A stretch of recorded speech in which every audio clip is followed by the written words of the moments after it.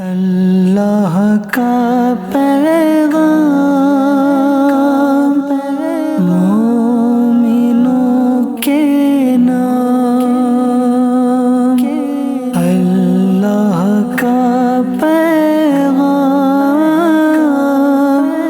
مومنوں کے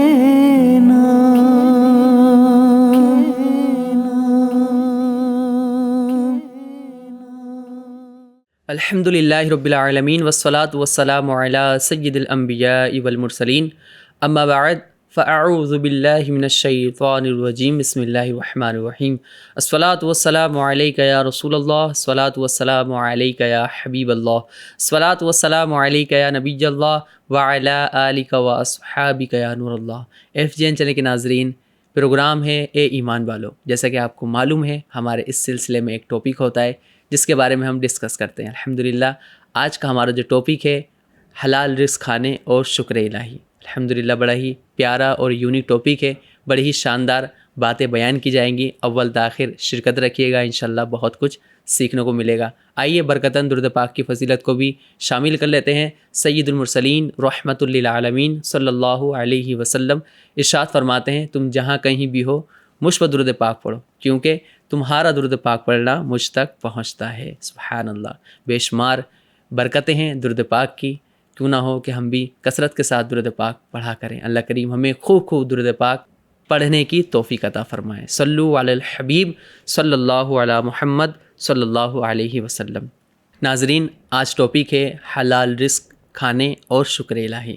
آئیے اس کے تعلق سے سب سے پہلے میں آپ کو قرآن پاک کی ایک آیت سناتا ہوں۔ اللہ پاک قرآن پاک میں ارشاد فرماتا ہے، پارہ 2 سورہ بقرہ آیت نمبر 172 میں ارشاد فرماتا ہے، ترجمہ: اے ایمان والو، ہماری دی ہوئی ستری چیزیں کھاؤ اور اللہ کا شکر ادا کرو اگر تم اسی کی عبادت کرتے ہو۔ آئیے سب سے پہلے اس کا ہم مطلب سمجھ لیتے ہیں، پھر انشاءاللہ الکریم اس کے بارے میں ڈسکس کریں گے۔ اس آیت مبارکہ میں اللہ تبارک و تعالیٰ نے اہل ایمان کو رزق حلال کھانے اور شکر الہی ادا کرنے کا حکم دیا ہے۔ حلال و طیب سے مراد وہ چیزیں ہیں جو بالذات خود بھی حلال ہوں، جیسے بکرے کا گوشت یا کوئی سبزی ہے یا کوئی دال ہے، جو فی نفسی خود حلال چیزیں ہوتی ہیں۔ اور ناظرین، ساتھ ہی ساتھ اس کو حاصل کرنے کا ذریعہ بھی حلال ہونا چاہیے، جیسے تجارت ہے یا وراثت میں آپ کو کوئی مال ملا یا آپ کو کسی نے تحفہ دیا، تو یہ تمام صورتیں حلال رزق میں آتی ہیں۔ اور اگر کوئی معاذ اللہ چوری یا رشوت یا ڈکیتی ڈال کر مال حاصل کرتا ہے تو یہ اس کا طریقہ درست نہیں ہے۔ ناظرین، رزق حلال کے کیا فضائل ہیں اور حرام کی کیا مذمت ہیں، آئیے ہم یہ بھی سننے کی سعادت حاصل کرتے ہیں۔ ناظرین، رزق حلال اللہ تبارک و تعالیٰ کی عظیم نعمت ہے، سبحان اللہ، اور سبب برکت ہے، جبکہ حرام کھانا عذاب الہی کو دعوت دینا اور خود پر قبولیت کے دروازے بند کرنا ہے۔ قرآن کریم میں حلال کھانے کے ساتھ ساتھ حرام سے بچنے کا بھی حکم دیا گیا ہے۔ آئیے سب سے پہلے قرآن کریم کی آیت سنتے ہیں۔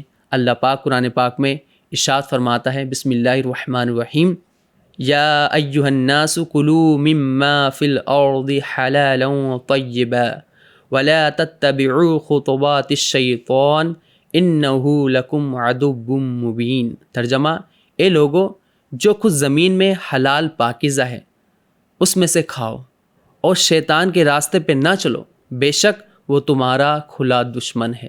ناظرین، اس قرآن پاک کی آیت سے ہمیں پتہ چلتا ہے کہ حلال رزق ہمیں کھانا ہے، اور جو طریقہ کار ہو اس کو حاصل کرنے کا وہ بھی حلال ہو۔ کہیں ایسا نہ ہو کہ ہم شیطان کے وسوسے میں آ کر معاذ اللہ حلال کو چھوڑ دیں اور حرام کی طرف بڑھ جائیں، کیونکہ شیطان ہمارا کھلا ہوا دشمن ہے۔ شیطان کبھی نہیں چاہے گا کہ ہم رزق حلال حاصل کریں یا پھر رزق حلال کھائیں۔ تو ناظرین، ہمیں شیطان کو مارنا ہے، اس سے فائٹ کرنی ہے اور اللہ پاک کے حکم پر چلنا ہے۔ حدیث پاک میں ہے، حضرت سیدنا سعد بن ابی وقاص رضی اللہ تعالیٰ عنہ نے عرض کی، یا رسول اللہ صلی اللہ علیہ وسلم، دعا فرمائیں کہ اللہ تعالیٰ مجھے مستجاب الدعوات کر دے، یعنی میری ہر دعا قبول ہو۔ حضور پرنور صلی اللہ علیہ وسلم نے فرمایا، اے سعد اپنی خوراک پاک کرو، یعنی اپنا کھانا پاک کرو، مستجاب الدعوات ہو جاؤ گے۔ اس ذات پاک کی قسم جس کے دست قدرت میں محمد صلی اللہ علیہ وسلم کی جان ہے، آدمی اپنے پیٹ میں حرام کا لقمہ ڈالتا ہے تو 40 دن تک اس کا کوئی عمل قبول نہیں کیا جاتا۔ اللہ اکبر۔ اور جس بندے کا گوشت سود اور حرام خوری سے اگا، اس کے لیے آگ زیادہ بہتر ہے۔ اللہ اکبر۔ حدیث پاک میں بتایا گیا کہ آدمی اپنے پیٹ میں حرام لقمہ ڈالتا ہے تو 40 دن تک اس کے اعمال قبول نہیں ہوتے۔ ناظرین، کتنا نازک معاملہ ہے کہ آج ہم یہ لحاظ نہیں رکھتے کہ ہم جو رزق کما رہے ہیں وہ حرام ہے یا حلال ہے، ہمارا کاروبار کیسا ہے، کیا طریقہ کار ہے، کبھی ہم پوچھتے نہیں، کیونکہ بس انسان کو پیسہ دکھتا ہے، یہ نہیں دکھتا کہ اس کام میں اللہ پاک کی رضا ہے یا نہیں ہے۔ ناظرین، جہاں قرآن کریم ہمیں اس طرح کے کام کرنے سے منع کرتا ہے، وہیں اگر ہم اچھی طریقے سے رزق تلاش کریں، حلال رزق کھائیں تو اس کے کیا فضائل ہیں، انشاءاللہ الکریم وہ بھی ہم سننے کی سعادت حاصل کریں گے۔ آئیے ایک حدیث پاک میں آپ کو سناتا ہوں۔ حضرت سیدنا ابو سعید خدری رضی اللہ تعالی عنہ سے روایت ہے، رسول کریم صلی اللہ علیہ وسلم نے ارشاد فرمایا، جس شخص نے حلال مال کمایا پھر اسے خود کھایا یا اس کمائی سے لباس پہنا اور اپنے علاوہ اللہ تعالیٰ کی دیگر مخلوق جیسے اپنے اہل و عیال اور دیگر لوگوں کو کھلایا یا پہنایا تو اس کا عمل اس کے لیے برکت اور پاکیزگی کا سبب ہے۔ سبحان اللہ۔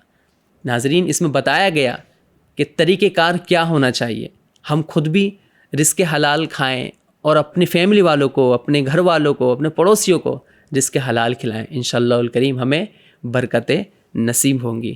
حضرت سیدنا عبداللہ بن عمر رضی اللہ تعالیٰ عنہ سے روایت ہے، حضور اقدس صلی اللہ علیہ وسلم نے ارشاد فرمایا، دنیا میٹھی اور سرسبز ہے، جس نے اس میں حلال طریقے سے مال کمایا اور اسے وہاں خرچ کیا جہاں خرچ کرنے کا حق تھا تو اللہ تبارک و تعالیٰ اسے آخرت میں ثواب عطا فرمائے گا اور اسے اپنی جنت میں داخل فرمائے گا۔ اور جس نے دنیا میں حرام طریقے سے مال کمایا اور اسے ناحق جگہ خرچ کیا تو اللہ تبارک و تعالیٰ اسے ذلت و حقارت کے گھر یعنی جہنم میں داخل کر دے گا، اور اللہ تبارک و تعالیٰ اور اس کے رسول صلی اللہ علیہ وسلم کے مال میں خیانت کرنے والے کئی لوگوں کے لیے قیامت کے دن جہنم ہوگی۔ اللہ اکبر۔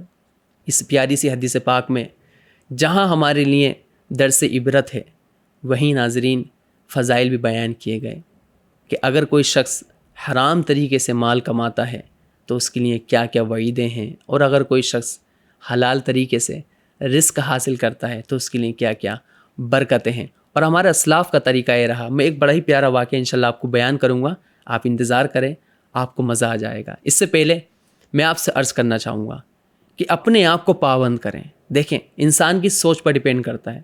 اگر آپ کا ذہن یہ بن گیا ہے کہ نہیں صرف مجھے مال کمانا ہے، مجھے یہ نہیں دیکھنا ہے کہ حرام ہے یا حلال ہے، کوئی فکر نہیں، تو دیکھیں آپ کبھی حلال رزق کما نہیں سکتے۔ اگر آپ کی سوچ بن جائے کہ نہیں یار، دنیا میں تو کتنے دن رہنا ہے، کیوں نہ ہو کہ ہم ایک پیسہ بھی اگر کمائیں تو اس میں اللہ کی رضا ہو، اللہ راضی ہو۔ دیکھیں، ہم روتے ہیں نا کہ ہمارے کاروبار میں برکت نہیں ہو رہی ہے، ہمیں رزق میں وسعت نہیں مل رہی ہے، گھر میں لوگ پریشان ہیں، تو کہیں ایسا تو نہیں کہ ہمارا جو کاروبار ہے، ہمارا جو طریقہ کار ہے وہ غلط ہو، شیطان کے طریقے کے مطابق ہو، تو ہمارے گھر میں کیسے برکت آئیں گی، ہمیں کیسے جو ہے برکتیں حاصل ہوں گی۔ تو برکت کا طریقہ بتایا گیا کہ اپنے رزق کو حلال کریں، انشاءاللہ الکریم آپ کے کاروبار میں برکت ہوں گی اور آپ کو خوبیاں بھی نصیب ہوں گی۔ آئیے قرآن کریم کی ایک آیت میں آپ کو سناتا ہوں۔ اللہ پاک قرآن پاک میں پارہ 15 بنی اسرائیل کی آیت نمبر 97 میں ارشاد فرماتا ہے، ترجمہ، جب کبھی بجھنے لگے گی تو ہم ان کے لیے اور بھڑکا دیں گے۔ اللہ اکبر۔ اس آیت پاک سے ہمیں پتہ چلا کہ یہ ان لوگوں کے لیے وعید ہے جو حرام اور حلال میں تمیز نہیں کرتے۔ اپنے رزق کو حلال طریقے سے نہیں کماتے، جہنم کو ان کے لیے اور بھڑکا دیا جائے گا۔ ناظرین، کہیں ایسا نہ ہو کہ ہم بھول جائیں کہ ہم جو پیسہ کما رہے ہیں، جو ہمارا کاروبار ہے، وہ حلال ہے یا حرام، اور اگر حرام ہوا تو ہمیں جہنم میں ڈال دیا جائے گا، جہنم کو بھڑکا دیا جائے گا۔ ناظرین، نیت کریں کہ انشاءاللہ الکریم خوب نیکیاں کمائیں گے اور اپنے رزق کو حلال کریں گے۔ آئیے، جہاں رزق حلال کی ہم برکتیں سنتے ہیں، جہاں فضیلتیں سنتے ہیں، ناظرین ایک بڑی ہی پوائنٹ کی بات بیان کی جاتی ہے، جو تقوی ہوتا ہے نا انسان کا، تقوی، ولایت، آپ نے سنا ہوگا اللہ کے ولی ہے نا، یہ لفظ آپ نے سنا ہوگا، اس کی بنیاد بھی ناظرین رزق حلال پر ہے، اس لقمے پر ہے جو حلال طریقے سے کمایا گیا ہو۔ آئیے میں آپ کو سناتا ہوں۔ بیان کیا جاتا ہے کہ تقوی اور ولایت اور مقام صدیقیت کی بنیاد اسی لقمے حلال پر ہے جو ہم کماتے ہیں۔ اسی لیے سلف صالحین اور اولیاء اکرام رزق حلال کے معاملے میں انتہائی احتیاط فرمایا کرتے تھے۔ اس کی ایک جھلک ملاحظہ ہو، ایک بار امیر المؤمنین حضرت سیدنا ابوبکر صدیق رضی اللہ تعالیٰ عنہ، جو کہ خلیفہ اول ہیں، یار غار ہیں، یار مزار ہیں، ان کے تعلق سے ایک واقعہ بڑا مشہور ہے کہ ان کا غلام آپ کی خدمت میں دودھ لے کر آیا، آپ رضی اللہ تعالیٰ عنہ نے اسے پی لیا۔ غلام نے عرض کی، میں پہلے جب بھی کوئی چیز پیش کرتا تو آپ رضی اللہ تعالیٰ عنہ اس کے بارے میں دریافت کیا کرتے تھے کہ آپ یہ کہاں سے لے کر آئے، کس کا دودھ ہے، یا کوئی بھی چیز ہے کس طرح سے آپ نے حاصل کی، لیکن اس دودھ کے بارے میں آپ نے کچھ دریافت نہیں کیا۔ یہ سن کر آپ رضی اللہ تعالیٰ عنہ نے پوچھا، یہ دودھ کیسا ہے، کہاں سے لے کر آئے ہو؟ غلام نے جواب دیا کہ میں زمانہ جاہلیت میں ایک بیمار پر منتر پھونکا تھا، جس کے معاوضے میں آج اس نے دودھ دیا ہے۔ اللہ اکبر۔ حضرت سیدنا ابوبکر صدیق رضی اللہ تعالیٰ عنہ نے یہ سن کر اپنے حلق میں انگلی ڈالی اور دودھ اگل دیا۔ اللہ۔ اس کے بعد نہایت عاجزی سے دربار الہی میں عرض کی، یا اللہ عز و جل، جس پر میں قادر تھا وہ میں نے کر دیا، اس دودھ کا تھوڑا بہت حصہ جو رگوں میں رہ گیا ہو وہ معاف فرما دے۔ اللہ اکبر۔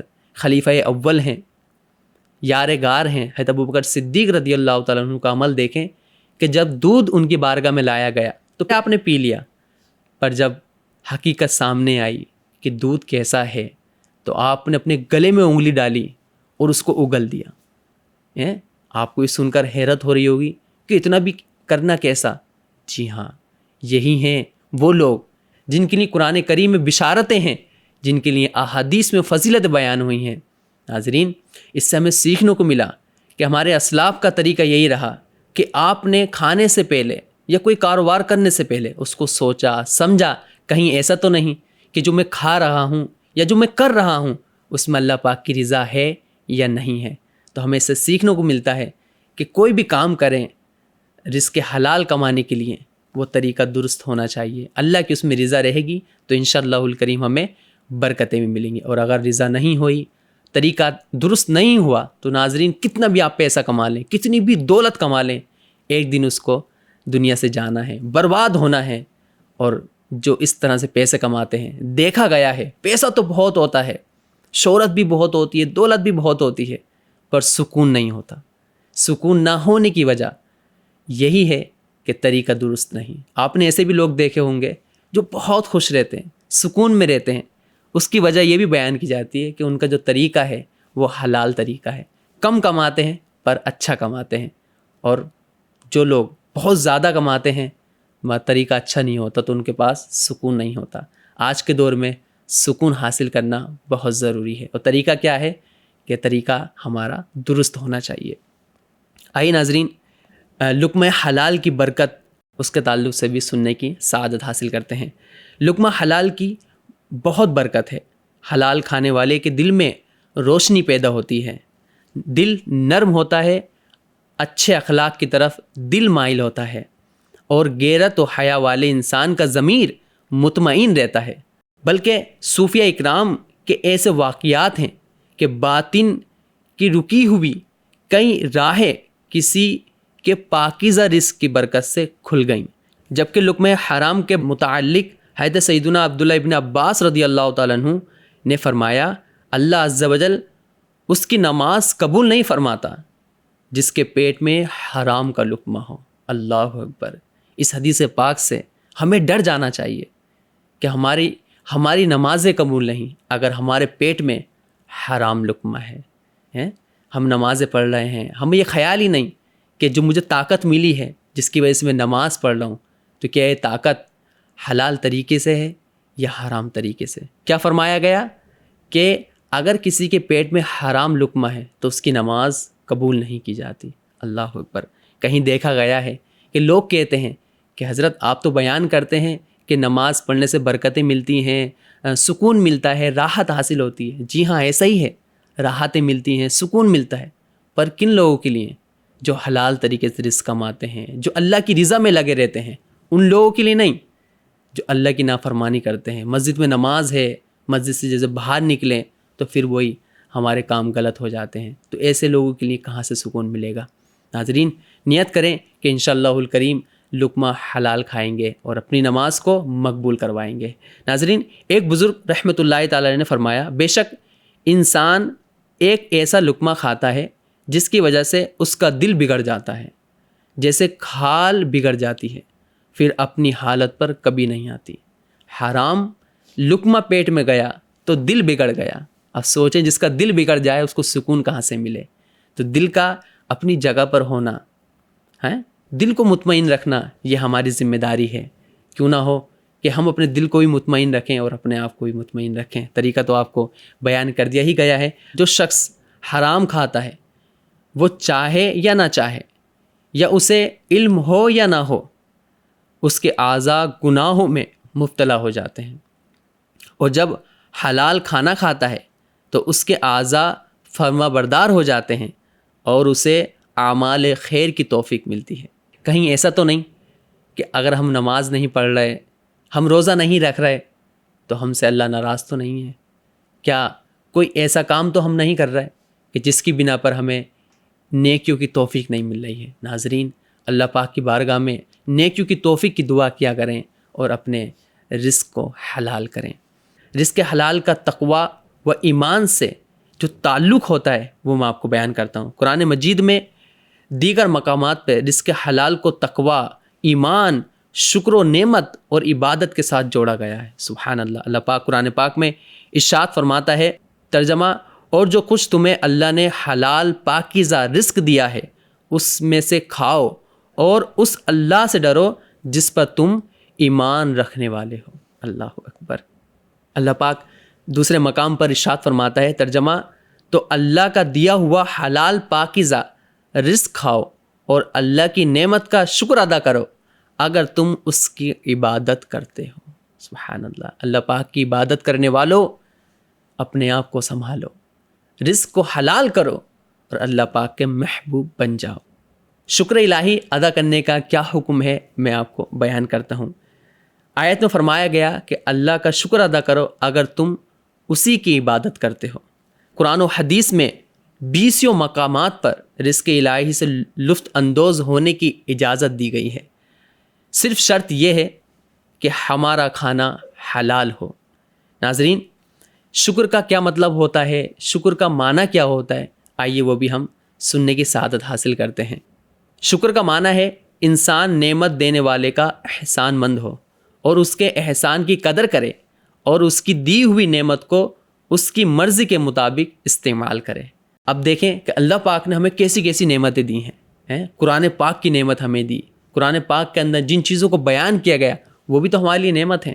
اور شکر کا معنی کیا بیان کیا گیا کہ انسان نعمت دینے والے کو اپنا محسن مانے، اس کا احسان مند ہو اور اس کی دی ہوئی نعمت کو اس کی مرضی کے مطابق پورا کرے۔ اب دیکھیں قرآن کریم میں جہاں ہمارے لیے نعمتوں کا ذکر ہے، خاص طور پہ نماز ہے، روزہ ہے اور بھی عبادات کا ذکر ہمیں ملتا ہے، تو یہ اللہ پاک کی طرف سے ہمارے لیے نعمت ہیں، تو ہمیں اس نعمت کا شکر کیسے ادا کرنا ہے؟ اس کی مرضی کے مطابق۔ جی ہاں، احادیث کی طرف اگر ہم چلتے ہیں تو وہاں ہمیں بتایا جاتا ہے کہ نماز کو تمام ارکان کے ساتھ ادا کرو، تو تمام ارکان کے ساتھ نماز ادا کرنا یہ اللہ پاک کی مرضی کے مطابق ہے۔ اس کی ہمارے پاس بے شمار نعمتیں ہیں، یہ جسم، یہ آنکھیں، یہ کان، جو کچھ ہمارے پاس ہے اللہ پاک کی نعمت ہے.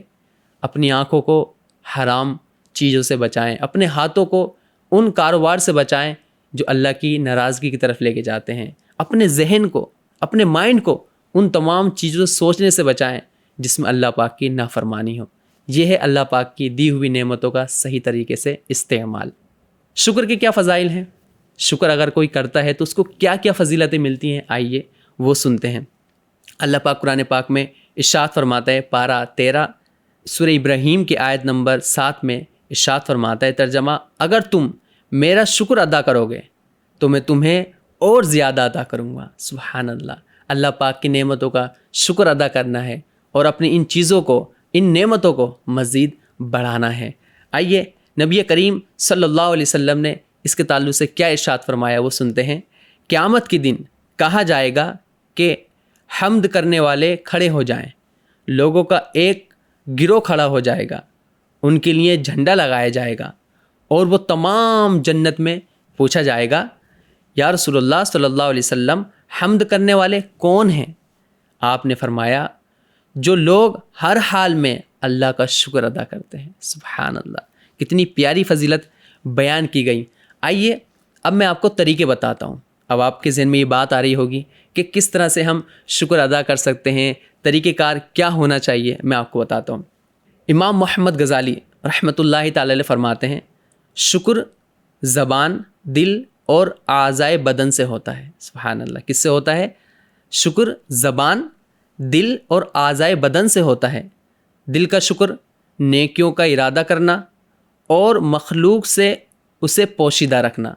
زبان کا شکر یہ ہے کہ ان کلمات کو ادا کرے جو اظہار شکر کے لیے مخصوص ہیں. اعضائے بدن کا شکر یہ ہے کہ عبادت الہی میں مصروف رکھے اور برے کاموں میں استعمال نہ کرے. فار ایگزامپل، ہماری جو باڈی ہے، ہمارے ہاتھ، ہمارے پیر، ہمارا سر، ہماری زبان، ہماری آنکھیں، یہ اللہ پاک کی نعمتیں ہیں اور بہت بڑی نعمت ہے. اگر میں بات کروں صرف آنکھ کی تو آپ سمجھ گئے ہوں گے میں کہاں آپ کو لے کے جا رہا ہوں. اگر آنکھ کی بات کریں تو یہ ان سے پوچھیں جن کے پاس آنکھیں نہیں ہیں، جو اندھے ہیں ان سے پوچھیں کہ آنکھ کی قدر کیا ہوتی ہے، اس نعمت کی کیا برکتیں ہیں، ان لوگوں سے پوچھیں. آپ کو اندازہ ہو جائے گا کہ آنکھ کتنی بڑی نعمت ہے. پر افسوس آج ہم اس پیاری سی نعمت کا مس یوز کرتے ہیں، بدنگاہی کرتے ہیں، برے کام دیکھتے ہیں، بری چیزیں دیکھتے ہیں. آج کا زمانہ بہت نازک ہے. ناظرین، اپنی اس پیاری نعمت کو بچائے رکھیں، برے کاموں میں اس کو نہ پڑنے دیں، خوب نیکیاں کریں. اس آنکھ سے مدینہ دیکھیں. سبحان اللہ. اللہ پاک کا کعبہ دیکھیں، قرآن پاک کو دیکھیں، اپنے والدین کو دیکھیں. تو اگر اس طرح سے ہم کریں گے تو یہ اللہ پاک کا شکر ادا کرنا ہے. آئیے اور بڑی پیاری میں بات آپ کو بیان کرتا ہوں. امام غزالی رحمۃ اللہ تعالی آگے فرماتے ہیں کہ آنکھوں کا شکریہ یہ ہے کہ وہ جس مسلمان کا عیب دیکھے تو اسے ڈھانپ لے. یہ آج بہت زیادہ پایا جاتا ہے. اگر ہم کسی کا عیب دیکھتے ہیں تو لوگوں کو بتا دیتے ہیں کہ اس شخص نے ایسا کیا، ویسا کیا، اور جب کہ اگر آپ اس کی جگہ ہوتے تو آپ یہ پسند نہیں کرتے. آپ تو یہ پسند کرتے ہیں کہ میرے عیب کو چھپایا جائے، کسی کو نہ بیان کیا جائے. جب آپ اپنے لیے پسند کرتے ہیں تو دوسرے کے لیے بھی یہی پسند کیا کریں. آئیے آگے چلتے ہیں. کانوں کا شکر کیا ہے؟ وہ یہ ہے کہ وہ کسی مسلمان کی برائی نہ سنیں، یہی ان کا شکر ہے.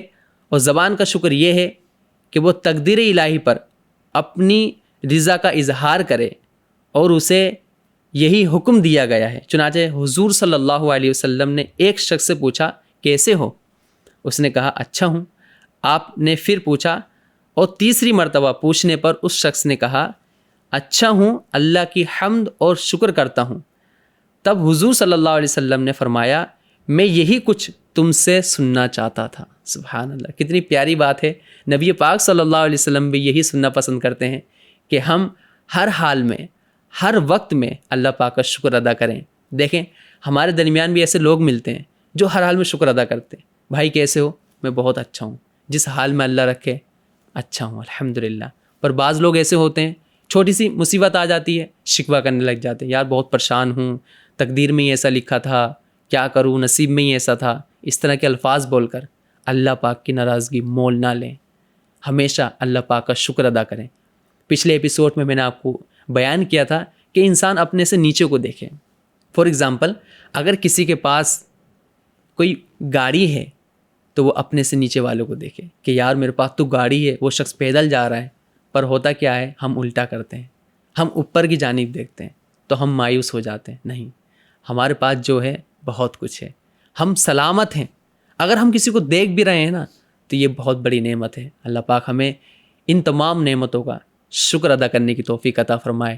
جو آج کے اس ایپیسوڈ میں آپ کو بیان کیا گیا اس پر خوب عمل کریں، خوب علم دین حاصل کریں اور دوسروں کو سکھائیں، اور ہمیشہ اللہ پاک کی نعمتوں کا شکر ادا کرتے رہیں. قرآن پاک میں جو احکامات ہمارے لیے نازل ہوئے ہیں اس پر عمل کرتے رہیں. انشاءاللہ الکریم ہمیں بے شمار برکتیں ملیں گی. خاص طور پہ اپنے رزق کو حلال کریں، اپنا طریقہ کار جو شریعت نے بیان کیا اس کے مطابق کریں گے تو انشاءاللہ الکریم ہمیں بے شمار برکتیں ملیں گی. ہماری دنیا بھی اچھی ہوگی اور آخرت بھی اچھی ہوگی.